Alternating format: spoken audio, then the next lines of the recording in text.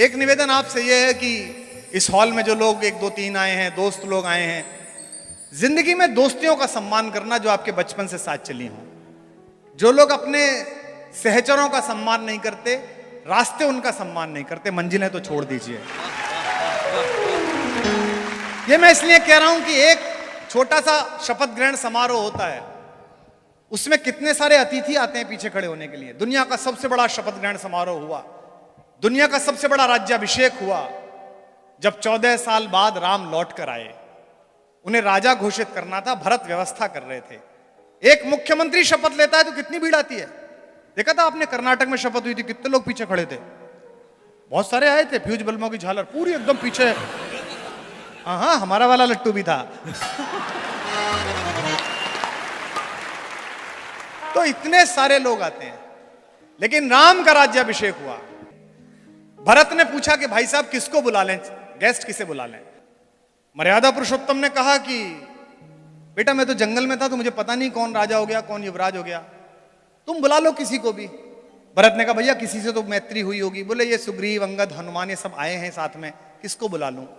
दोनों भाई सो गए। राम नींद में जाने वाले थे कि अचानक चौंक कर जगे। मां सीता उठ गई कि क्या हुआ। बोले मुझसे बड़ा अपराध हो जाता, मुझे भरत के पास जाना है। नंदीग्राम गए, उसका दरवाजा खुलवाया और कहा भरत बड़ा अपराध हो जाता, एक दोस्त बना था, उसका एक एहसान भी है, अकेला मेरा वही गेस्ट है। और सीरी फोर्ट में जहां बाहर ध्वनियां नहीं जाती, लेकिन अगर ध्वनि किसी रास्ते से जाती हो तो उस तट को पता चले, उस व्यक्ति को पता चले। राम के राज्याभिषेक में राम की ओर से जो एकमात्र ऑफिशियल गेस्ट आया था वो व्यक्ति था जिसने उन्हें गंगा पार कराई थी, जिसे केवट के नाम से जानते हैं।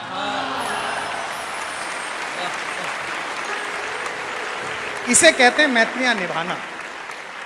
और राम कैसे खड़े हो गए उसके सामने, केवट के सामने। देने को कुछ था नहीं, जैसे माल्या के सामने पीएनबी। तो राम पर कुछ देने को नहीं था, लेकिन ये महिलाएं बैठी हैं, भाभियां बैठी हैं, ये चेहरा पढ़ लेती हैं पति का। सीता भारतेश्वरी हैं, उन्होंने अपने पति का चेहरा पढ़ लिया और उन्होंने कैसा काम किया जो दुनिया की कोई स्त्री नहीं कर सकती, केवल भारत की महिला कर सकती है अगर पति संकट में हो। जैसे उन्होंने अपने पति का म्लान मुख देखा, बाबा तुलसी लिखते हैं पिय ही हित सिय जानन हारी। अपने पति के हृदय का हित जानने वाली सीता ने क्या किया, मुदित मगन मणि मुंदरी उतारी, अपनी डायमंड रिंग निकाल के दे दी कि ये दे दो गंगा पार कराने के लिए। इसे कहते हैं त्याग। और वो केवट भी ऊंची रकम था, उत्तर प्रदेश का था वो। हम यूपी वाले तो ऊंची रकम होते ही हैं। तो उन्होंने कहा कि भाई ये रख ले, तो केवट बोला जी रहने दो, हम तो स्टाफ के आदमी हैं। राम ने कहा तेरा हमारा क्या स्टाफ। बोले जाति अलग है, काम तो एक ही है, तुम भवसागर पार कराते हो, मैं गंगा पार कराता हूं, काम तो एक। वाल्मीकि लिखते रामो दुर न भाषते, राम दो बात नहीं बोलता। राम ने कहा यार तेरा उधार रह जाएगा, चुकाऊंगा कैसे, जो बात कही उस पर पूरा सदन उछल जाएगा। केवट ने कहा उधार छोड़ूंगा नहीं, ले लूंगा। बोले कब लेगा। बोले आज गंगा पार कराने का मैं नहीं ले रहा, मर के मैं आऊं तो भवसागर पार कराने का तू मत लेना, इसमें क्या है, बराबर का मामला। अब इस मैत्री के नाम पंक्ति पढ़ रहा हूं, सुनिए।